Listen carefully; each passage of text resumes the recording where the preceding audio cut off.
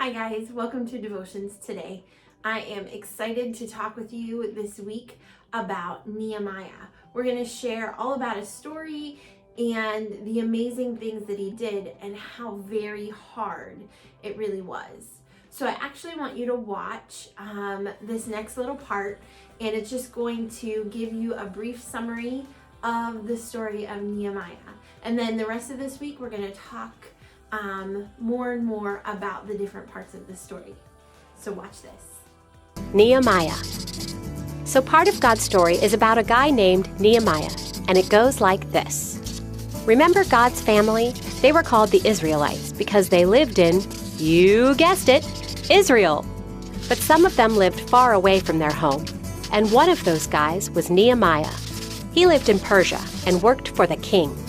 One day, his brother told him that a city in Israel called Jerusalem was suffering, and many people there weren't following God anymore, and their city wasn't in very good shape. Nehemiah cried, "God, you are wonderful, but your family's home is in trouble. Please help us. When I serve the king his wine today, make him pleased with me and have him do what I ask." Later, when Nehemiah served the king's wine, the king noticed that Nehemiah looked sad. So the king asked why. Nehemiah told him about Jerusalem and asked if he could go back to rebuild the wall. The king could have killed Nehemiah for asking to leave, but instead, he said go. He even helped. That's because God heard Nehemiah's prayer and answered it. Anyway, Nehemiah went to work rebuilding the wall, but little did he know he was going to need to ask for a lot more help from God. See, God and his family have always had enemies, and these enemies wanted to stop Nehemiah and the people helping him. First, they made fun of them. So Nehemiah prayed again. He said, "God, some people hate us. Please get rid of them," and went back to work. Now, God does hear and answer every prayer, but sometimes not in the way we expect or even in the way we want.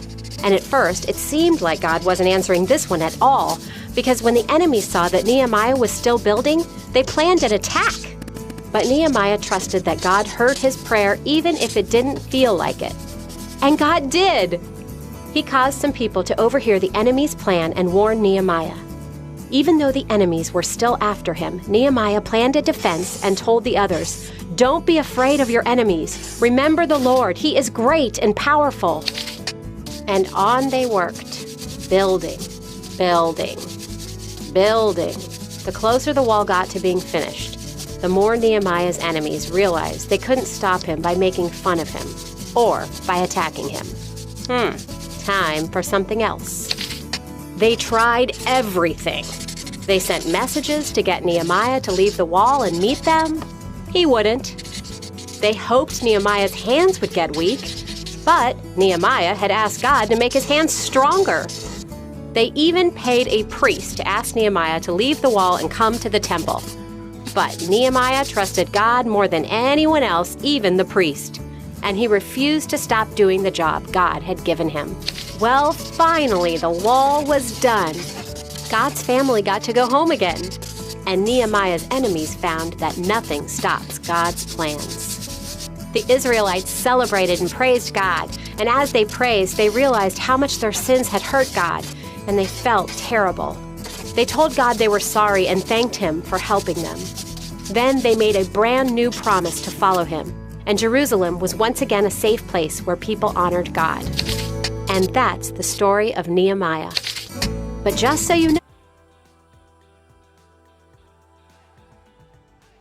That was an awesome and amazing thing that the Bible tells us about. And one of the great things that I want you to take away from this particular story is a scripture verse from 1 Thessalonians 5:17. And it's super short, super easy, and it packs so much importance in two words. And 1 Thessalonians 5:17 says, pray continually. That means pray all the time. Pray when you're brushing your teeth, pray when you're taking a shower, pray when you eat your meals, pray before you go to bed at night, pray when you're riding in the car, because praying is just talking to God, and it's so important to do. So this week we're talking about Nehemiah. He has his own book of the Bible, so you can check it out, and we're gonna look at all the amazing things that he has done. So I'll see you tomorrow.